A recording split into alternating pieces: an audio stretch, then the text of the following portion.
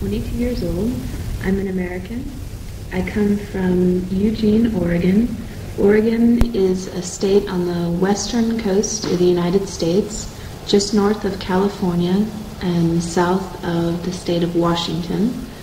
I live in a town called Eugene. It's the second largest in Oregon. I was born in Eugene.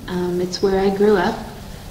My mother and my sister lived there, along with my grandparents and my uncle.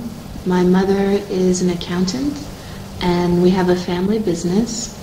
And then I just finished university this year in May, and I'm here in Mortagne-au-Perche as a language assistant. As far as my hobbies are concerned, I like tinkering with mechanics. I like reading.